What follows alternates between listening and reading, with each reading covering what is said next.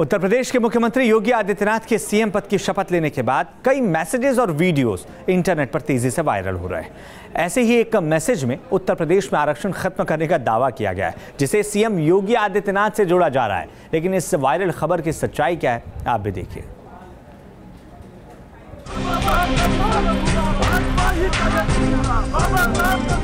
क्या योगी सरकार आरक्षण खत्म कर देगी? क्या आरक्षण खत्म करने के एजेंडे पर काम कर रहे हैं सीएम योगी? क्या प्राइवेट मेडिकल और डेंटल कॉलेज से आरक्षण खत्म करने की हो चुकी है शुरुआत? सीएम बनने के बाद से योगी आदित्यनाथ एक्शन में हैं। उनकी अगुवाई में दनादन जन कल्याण से जुड़े फैसले लिए जा रहे हैं। ये योगी का मिशन 2019 है, जिसका टारगेट है यूपी को बदलना और मोदी को बड़ी जीत का तोहफा देना। किसानों के लिए कर्ज माफी का ऐलान किया जा चुका है। अवैध बूचड़खानों पर कार्रवाई शुरू हो चुकी है। एंटी रोमियो से लेकर हर घर बिजली तक फटाफट फैसले हो रहे हैं। यूपी के चौतरफा विकास के एजेंडे पर मंथन चल रहा है। सरकार के इन्हीं कदमों के बीच कई मैसेज भी वायरल हो रहे हैं, जिसमें योगी सरकार से जुड़े नए नए फैसलों का दावा किया जा रहा है। सोशल मीडिया पर एक ऐसा ही मैसेज वायरल हो रहा है, जिसमें दावा किया जा रहा है कि योगी सरकार ने आरक्षण पर एक बड़ा फैसला लिया है। वायरल मैसेज में लिखा है कि यूपी के प्राइवेट मेडिकल और डेंटल कॉलेजेस के पीजी कोर्स में आरक्षण खत्म, यानी सरकार ने आरक्षण पर एक बड़ा फैसला लिया है। यूपी की योगी सरकार अपने फैसलों को लेकर लगातार चर्चा में बनी हुई है। एंटी रोमियो स्क्वाड और अवैध बूचड़खानों के खिलाफ अभियान चर्चा के मुख्य केंद्र रहे। अब योगी सरकार ने आरक्षण पर एक बड़ा फैसला लिया है।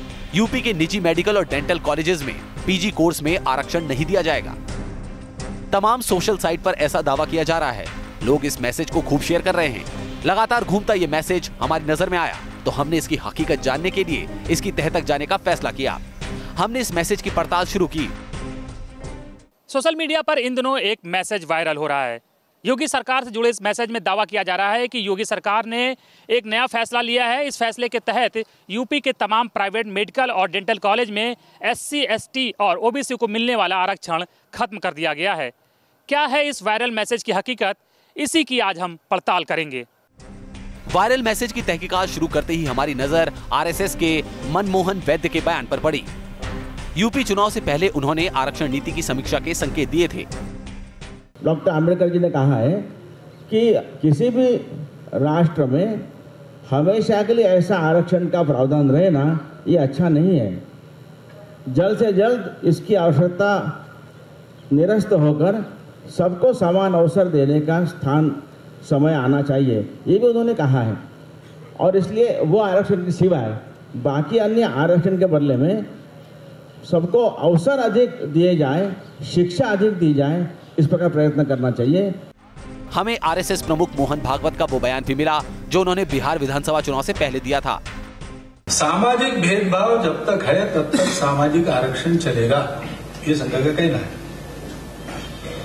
और सामाजिक भेदभाव समाप्त हुआ, अब आरक्षण निकालो, ये उनको कहना पड़ेगा जो सामाजिक भेदभाव के शिकार है, तब हो। ये सदन की पहले तो भूमिका उत्तर परिषद ने भी कहा है। यूपी और बिहार चुनाव से पहले दिए गए इन बयानों से सियासी घमासान मच गया था।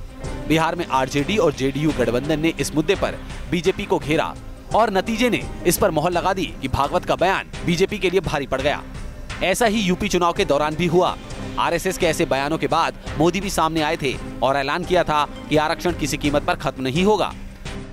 जब भी चुनाव आता है, जब भी सरकार बननी होती है, एक झूठ प्रचारित किया जाता है। भाजपा वाले आएंगे, आरक्षण खत्म कर देंगे, भाजपा वाले आरक्षण खत्म कर देंगे।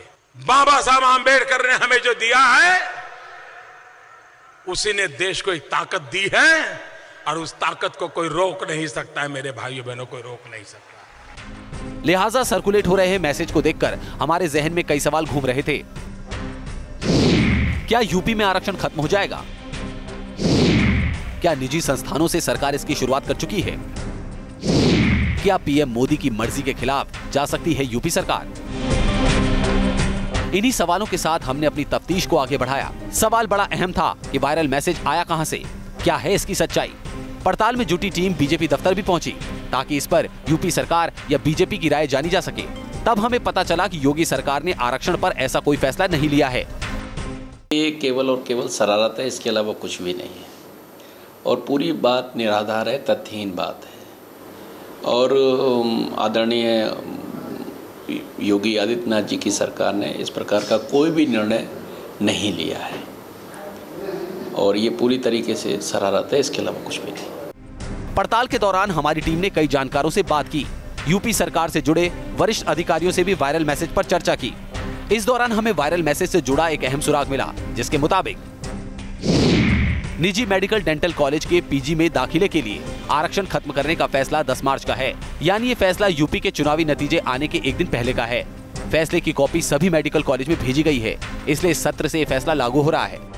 योगी सरकार का इस फैसले में कोई हाथ नहीं है, लेकिन शासनादेश होने की वजह से योगी सरकार अब इसे प्रदेश के सभी मेडिकल और डेंटल कॉलेज में लागू करवा रही है। तो ऐसे में सोशल मीडिया पर जो मैसेज वायरल हो रहा है और कहा जा रहा है कि आरक्षण खत्म करने का फैसला योगी सरकार ने लिया है, हमारी जांच में वो वायरल मैसेज पूरी तरह से गलत साबित हुआ है। अब वायरल मैसेज का सच सामने आ चुका था, जिसके मुताबिक जाते जाते अखिलेश सरकार ने निजी मेडिकल और डेंटल कॉलेज के पीजी में आरक्षण की सुविधा खत्म की, जिसे योगी सरकार में लागू किया जा रहा है। यानी सोशल साइट्स पर वायरल हो रही खबर आधा सच और आधा झूठ है। आरक्षण खत्म करने का फैसला योगी सरकार का है, ये बात गलत है, लेकिन फैसला लागू किया जा रहा है, ये सही है। Team news nation. योगी ने सत्ता संभालते ही ये साफ कर दिया था कि सबका साथ सबका विकास ये एक दिशा है जिस पर वो काम करना चाहते हैं, और इसके बाद कई दावे किए जाने लगे। एक वायरल मैसेज में तो इस बात का दावा किया जा रहा है कि योगी आदित्यनाथ के रसोइये मुसलमान हैं। अब इस दावे की हकीकत क्या है, आइए जानते हैं। होगा तो मुझे लगता है कि घर वापसी का कार्यक्रम भी चलेगा। अगर किसी ने जिन्ना बनने का प्रयास किया, जिन्ना बनने के पहले इस देश की जनता उसको दफन कर देगी। जब आर्यभट्ट था तो आर्य बनाने की बात होती थी, आज हिंदुस्तान है तो हिंदू बनाने की बात हो रही है, वो कहीं बुरा नहीं है। ये वो बयान है जिनकी वजह से योगी आदित्यनाथ की छवि मुस्लिम विरोधी बनाई जाती रही है। लेकिन क्या योगी आदित्यनाथ की निजी जिंदगी से ऐसे बयान मेल खाते हैं? क्या योगी आदित्यनाथ का रसोइया मुस्लिम है? क्या गोरखनाथ मंदिर में दर्जनों कर्मचारी मुस्लिम हैं? क्या गोरक्षनाथ मठ में पशुओं को चारा खिलाने का काम मुस्लिमों के जिम्मे है? क्या गोरखनाथ मठ की मरम्मत का काम मुस्लिम कर्मचारियों के जिम्मे है? क्या है गोरखनाथ मठ में मुस्लिम कर्मचारियों के काम करने का सच? मैं आदित्यनाथ योगी।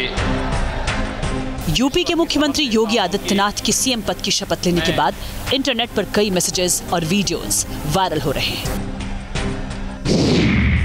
इनमें वायरल एक मैसेज में दावा किया जा रहा है कि योगी आदित्यनाथ का एक रसोइया मुसलमान है।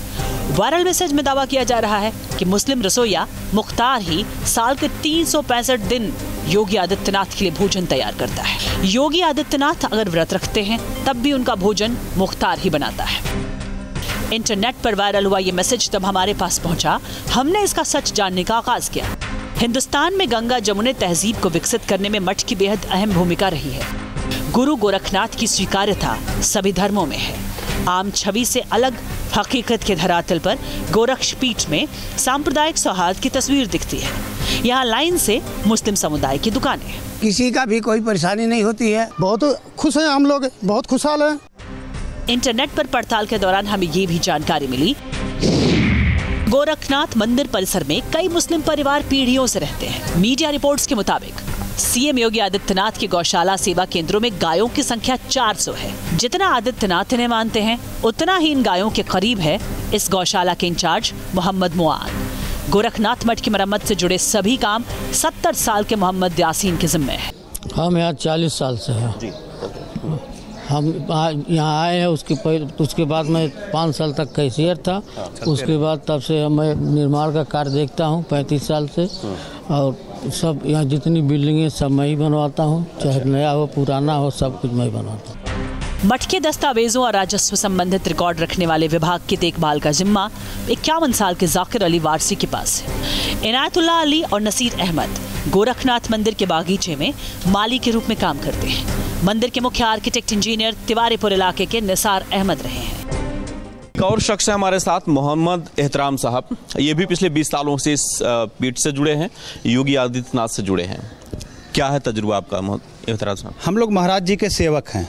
हमारे पूर्वज हमेशा से मंदिर के साथ रहे, आना जाना था बुजुर्गों का उस समय से। उसी चीज़ को देखते हुए जब महाराज जी उत्तराधिकारी बनाए गए, राजनीति के एक मजबूत स्तंभ थे, हम लोगों ने उनका साथ इसीलिए पकड़ लिया कि हमारे पूर्वज भी उनके साथ थे, हमें भी वहीं रहना चाहिए और इसमें सबकी भलाई है। हमारी पड़ताल जारी थी, लेकिन हमें अभी भी वायरल मैसेज में किए जा रहे दावे की सच्चाई का पता नहीं चल पाया था। लिहाजा हमने गोरखपुर में मौजूद न्यूज नेशन की टीम से जानकारी मांगी। न्यूज नेशन की टीम ने गोरखनाथ मंदिर का दौरा किया और वायरल मैसेज को लेकर छानबीन की। जांच में हमें पता चला योगी आदित्यनाथ की रसोई घर में कोई भी मुस्लिम रसोईया नहीं है। योगी के एक रसोइये का नाम मुख्तार गौड़ है, पर आम बोलचाल में उसे मुख्तार के नाम से जाना जाता है।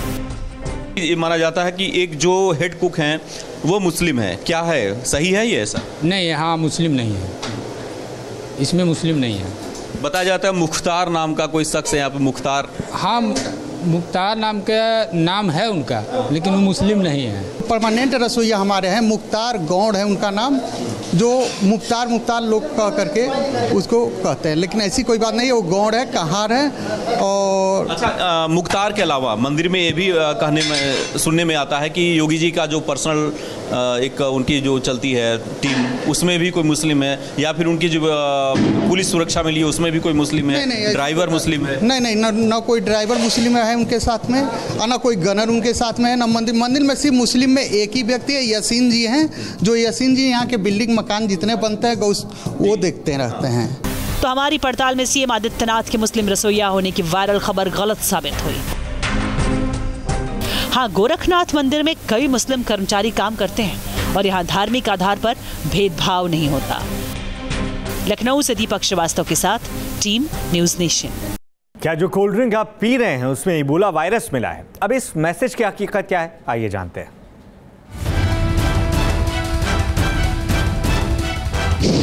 क्या कोल्ड ड्रिंक पीना खतरनाक है?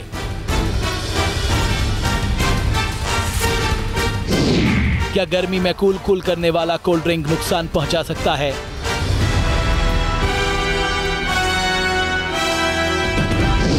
क्या कोल्ड ड्रिंक में कोई वायरस मिला हुआ है?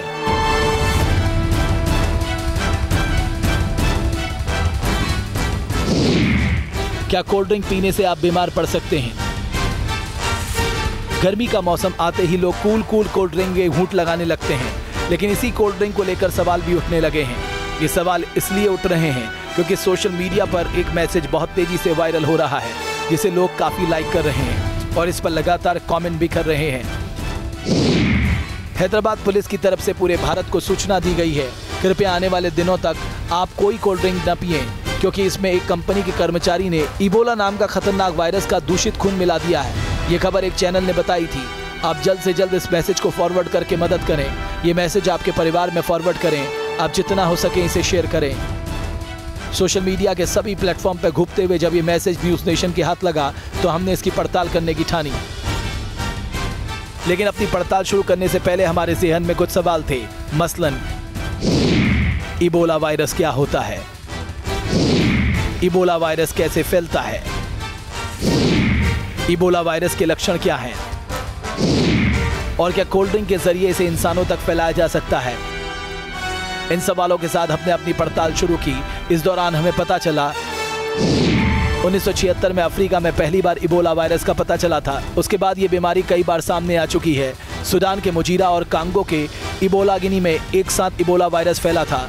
कांगो की ही इबोला नदी के नाम पर इस वायरस का नाम इबोला पड़ा। इबोला वायरस से अब तक करीब 30,000 लोगों की मौत हो चुकी है। ये वायरस अब तक गुयेना, लाइबेरिया, इटली, सिएरा लियोन, माली, नाइजीरिया, स्पेन, सेनेगल, ब्रिटेन और अमेरिका में फैल चुका है। विश्व स्वास्थ्य संगठन के मुताबिक फ्रूट बैट यानी चमगादड़ इबोला वायरस का प्राथमिक स्रोत है। इबोला वायरस 2 से 21 दिन में शरीर में पूरी तरह फैल जाता है। इसके संक्रमण से कोशिकाओं से साइटोकाइन प्रोटीन बाहर आने लगता है। कोशिकाएं नसों को छोड़ने लगती हैं और उससे खून आने लगता है। लेकिन हमारे सवाल का जवाब अब भी नहीं मिला था। हम जानना चाहते थे इबोला वायरस फैलता कैसे है, इसलिए हमने एक एक्सपर्ट से बात की।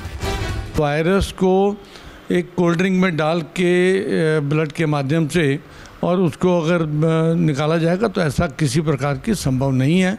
ये जो सोशल मीडिया पे आ रहा है ना कि इबोला वायरस ब्लड उसके अंदर डाल के कोल्ड ड्रिंक में डाल के मार्केट में हुआ है, ये सब बेकार की बात है। इस पर कहीं कोई विश्वास नहीं होता, क्योंकि ये पॉसिबल नहीं है, ये ऐसे स्प्रेड हो ही नहीं सकता। तो इसलिए इसको बिल्कुल नकारा जाना चाहिए। एक्सपर्ट की बाइट से साफ था, इस तरह कोल्ड ड्रिंक के जरिए किसी इंसान के खून में इबोला वायरस प्रवेश नहीं कर सकता, इसलिए हमारी पड़ताल में ये वायरल मैसेज गलत साबित हुआ। Team news nation. देश और दुनिया की हर अहम खबर के लिए आप हमारी वेबसाइट newsnation.in पर भी लॉग ऑन कर सकते हैं। लगातार न्यूज़ नेशन के साथ रहिए।